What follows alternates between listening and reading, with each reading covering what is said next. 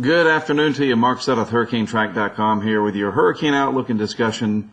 It is Monday, May 18th, 2020, and you notice my background is different. I am in the home of one of our supporters, a good friend of mine as well, known him a long time, in Rodanthe, North Carolina. This is their family house out here. I'm on the North Carolina Outer Banks. I came up to set up some equipment for Tropical Storm Arthur. Yes, I am aware that it is not that big of a deal, but this is what I do for a living, so duh, here I am. And we always learn something, and it's always worth it, and so here I am. They got some rainfall. That was the biggest impact overall, 3 to 5 inches across portions of eastern North Carolina, including the Outer Banks. Rough seas out there, rip currents still ongoing as Arthur starts to pull away. The first named storm of the season, and this was a bona fide tropical storm. It wasn't one of those, well, it's kind of subtropical. I mean, it went right on and became tropical. And for the middle part of May, with very little latent heat and warm water to work with, I think Arthur performed about as well as could be expected from a meteorological perspective here. I'm just saying, wow, for mid-May, okay, there you go. So this is since it's Monday, it's going to be a fairly lengthy discussion because we go over the current situation and then we're going to look ahead over the next several days. And so buckle in, get comfortable, get out a book if you just want to listen. Maybe you can pay attention once in a while if you want to look at the video too, but just telling you, we're going to be at it for a good 20 minutes or so today. I'll try to go brief though and stop rambling. All right, so first of all, there's Arthur tucked up here in the far western Atlantic, just off the coast of North Carolina. And then over here in the Bay of Bengal is Cyclone, I think it's pronounced Umpoon or something like that. You don't say it's or something. I'm trying to pronounce it correctly. I'm not making fun of it. It's a very powerful cyclone, and this is going to be a big news maker for sure. So we'll take a look at these as we go forward. All right, so here's the latest from the Hurricane Center. As of 11 a.m. this morning, pressure got down to 996 millibars. It was starting to feel the warm Gulf Stream waters, plus some what we call baroclinic processes coming in with energy coming from the atmosphere, kind of giving it a boost. And winds got up to 50 miles per hour, certainly out over the water in some of the stronger areas of any convection that was happening at the time. If we look at the well, there's their key messages. Still dangerous surf conditions. That's the thing that I would highlight the most. People are back at the beaches. I have seen them out here at the Outer Banks. Be careful out there. Those dangerous surf conditions will persist for the next few days. And looks like Arthur here is going to get blocked from just going out to sea. And its remnants here will dive back to the south. I doubt it's going to be able to regenerate if this was later in the season and all of the water temperatures out here were much warmer, then that would be more of a concern. I really like on this graphic how you can see the wind field generally represented there, and it's just off the coast, maybe some tropical storm force winds in gust down here where I am, in Rodanthe, Salvo, Waves, that area. But once you get north of Oregon Inlet, that gets pretty much cut off. It's kind of a lopsided system. The wind is typically going to follow the convection. Generally speaking, convection is another word for thunderstorms.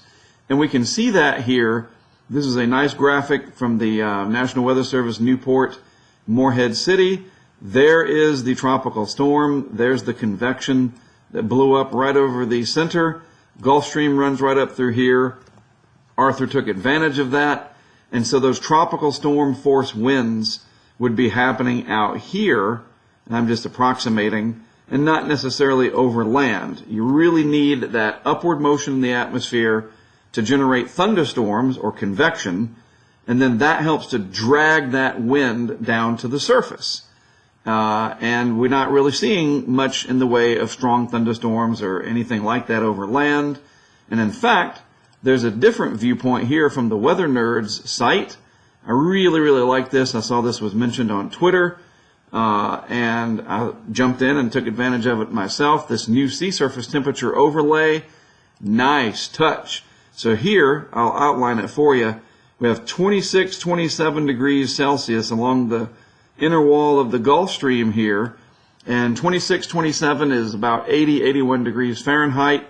And look what Arthur did. I tell you, that sly storm followed the Gulf Stream right to a T there. Is it by accident or by design? Well, some people tend to argue that they do try to stay nearer the warm water. And I guess maybe, sometimes they don't have a choice. And the frontal systems and other mechanisms are going to force them. But occasionally, it's like the convection will develop up over that warm water, and the circulation will kind of get pulled that way when overwhelming steering currents are not in play. But you can clearly see what happened here. Very, very nice convection there. Over the center or just east of it. Offshore, so the Outer Banks proper are not going to get tropical storm conditions. But heavy rainfall has occurred. Not too heavy down in the Cape Fear region, but all the way up basically Highway 17 and points east from there. You guys got some rain, and a lot of you needed it. And it wasn't too excessive. We're going to talk about excessive rain for elsewhere in North Carolina in just a moment.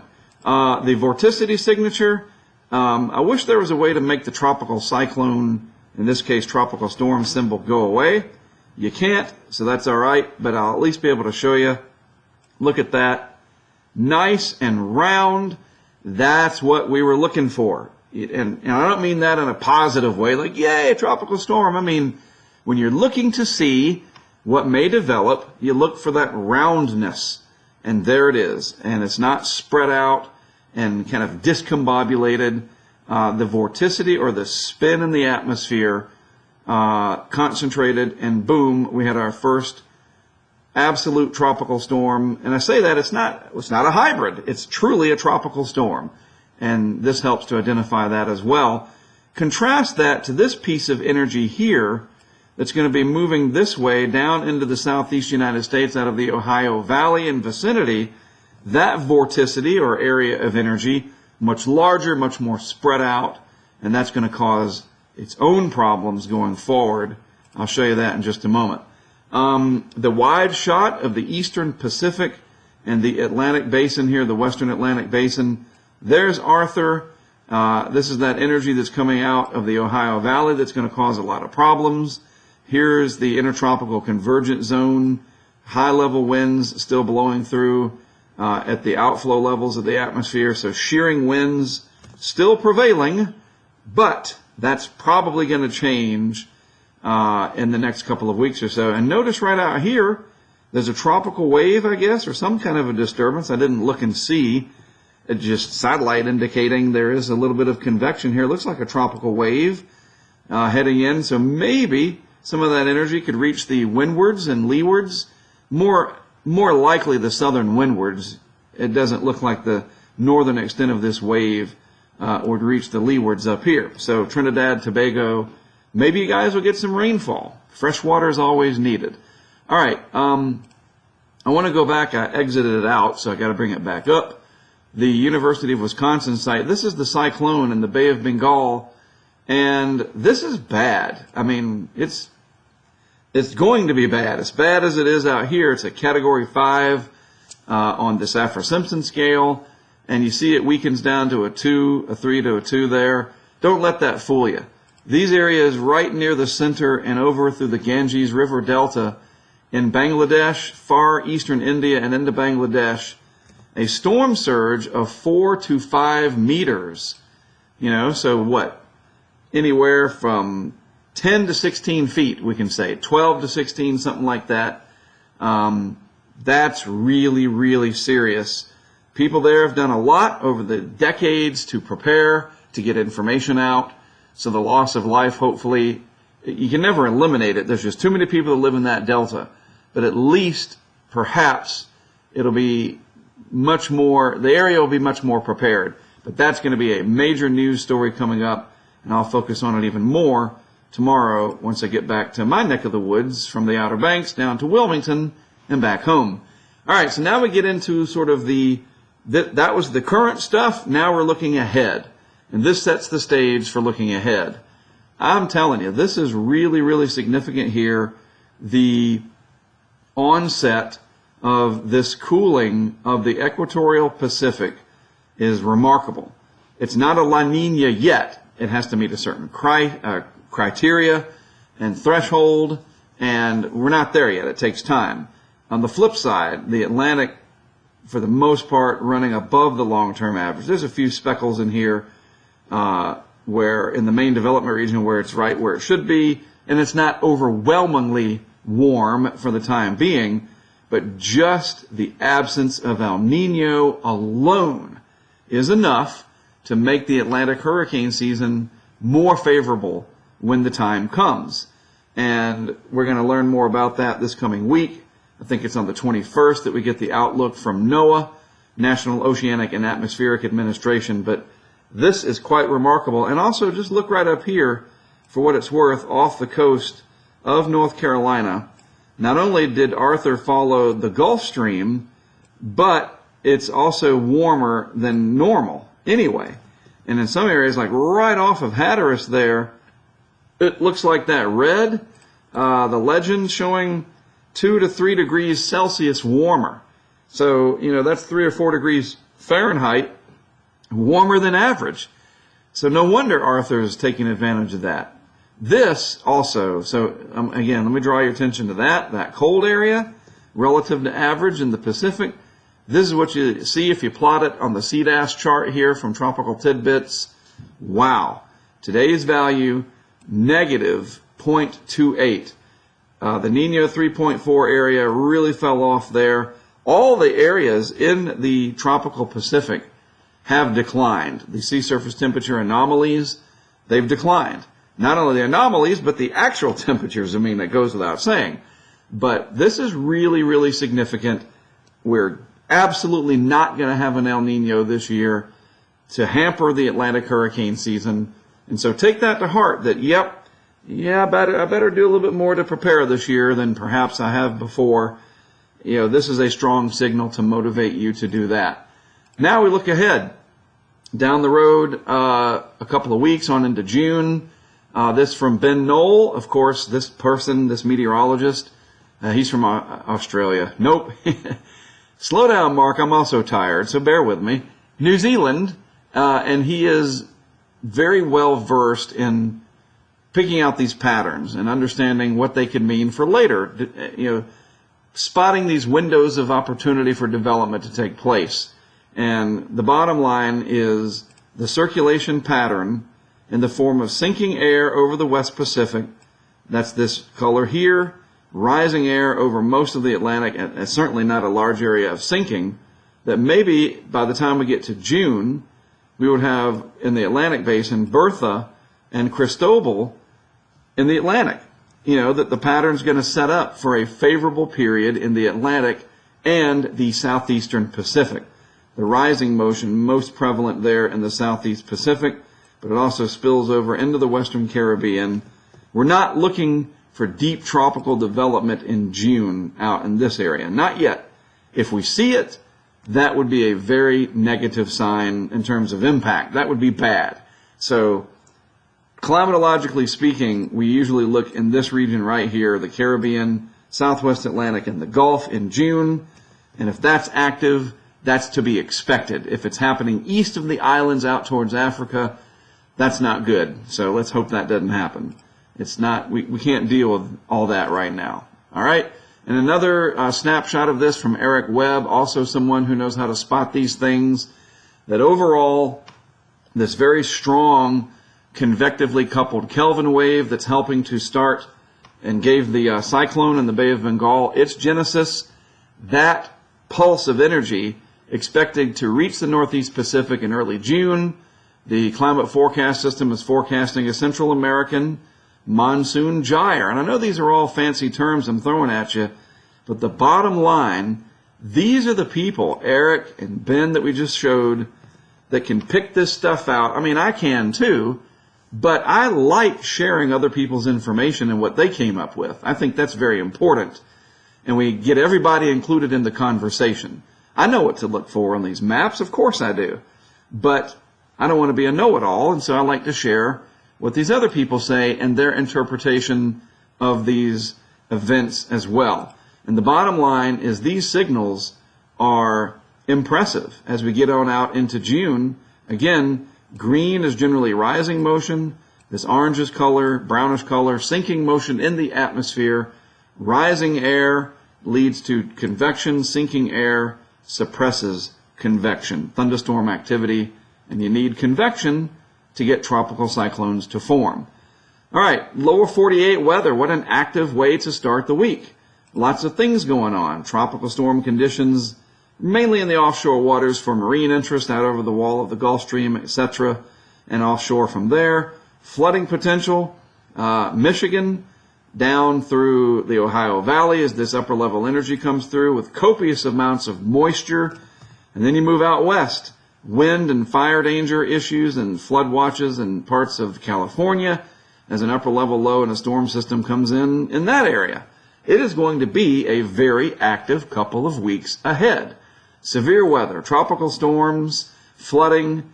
Yeah, it's coming. It's here and it's coming and it's staying. So instead of hiding from it, let's acknowledge it and be aware and be protected, I guess. Be smart about it. It kind of reminds me of the whole COVID-19 thing. I want to pop up here. I kind of look tired and so I'm avoiding you today. But real quick, I'm not a virologist. I'm not an epidemiologist or whatever. Of course, I think we are probably all going to get an honorary degree in all of this stuff when it's all said and done because we're learning so much. But that being said, here's one way that we can look at this, the weather and hurricane situation and how that relates a little bit, and maybe even more than a little bit, to this COVID-19 problem. When we are aware of the weather and the facts instead of hype and people just trying to get clicks and whatever, misinformation, then we can make informed decisions and be smart and use common sense. How many times do I talk about that? Use common sense and you can survive this situation. Talking about rip currents, just be careful when you go out there. We don't have to have crazy measures. There are some instances that they will close the beach because the water's just too rough. All right? That is kind of like what happened early on when everything shut down. And now that we flattened the curve, let's use common sense. The same works for weather. And I think if all of us that are involved in, us weather geeks, let's use that to our advantage and apply that same thought process to this pandemic situation. Use common sense. Continue to wash the hands. Continue to stay away from people as best you can. Wear masks if you're out in a high populated area where you're closer to other people. Just use common sense. It works for weather. It'll work for this pandemic situation. And we can continue to squash the numbers. We don't have to make them completely go, well, it would be nice, but they're not going to just go away. Just like hoping that the hurricane goes away. You know what I mean? That whole idea that hope is not a planning tool. The weather, and I'll finish up with this thought here. The weather's going to be active this week into June. Yes, hurricane season's coming, but let's use that to our advantage. We know it. And so now let's just use common sense and our experience from the past to help us get through these rough periods. And you can do the same thing as it relates to the COVID-19 crisis. Use common sense. All right? I think that that's an interesting parallel. And that's really helped me to deal with it, in case you were wondering. So anyway, I just wanted to throw that at you. So back on task. And I never thought I'd be talking about a pandemic in my hurricane outlook and discussions, but here we are. Today, not too bad, marginal severe weather, but that just means no widespread major severe weather outbreaks. Tomorrow, day 2, general severe weather, or just thunderstorms in this light green, a little bit more concentrated marginal in parts of the Intermountain West, and I think that's what that's called, whatever. Montana and straddling the line between Wyoming, South Dakota, and Nebraska. There you go. And day 3, That same general area gets upgraded to a slight risk because this trough and this cold area of energy coming in from the west.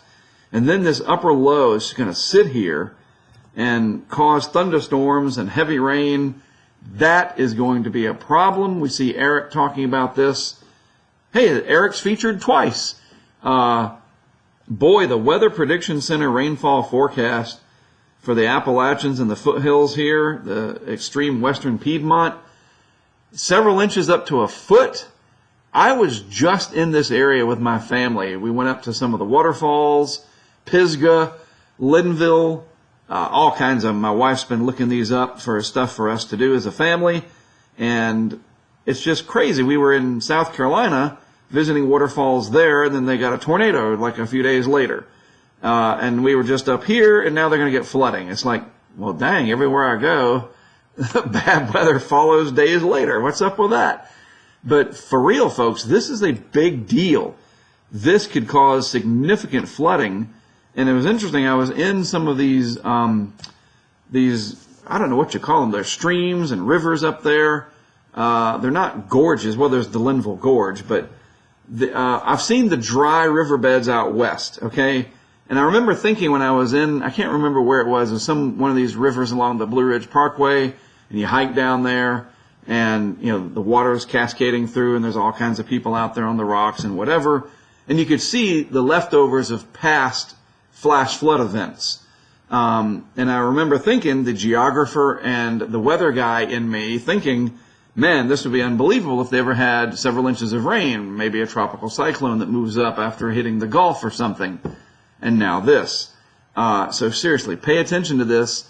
Local weather office, your area, Greenville, Spartanburg, or what is it, Eastern Tennessee? Is it Knoxville? I can't remember. Weather service somewhere in Eastern Tennessee. You guys need to pay attention to this very closely in this area of the Southern Appalachians. National Weather Service out of Roanoke, elsewhere. Very, very serious with this flooding. We can see that represented as well from the Weather Prediction Center. The Storm Prediction Center is more convective. The Weather Prediction Center is the rainfall and snow. This is the one-day outlook for today, and that's focused in the Ohio Valley.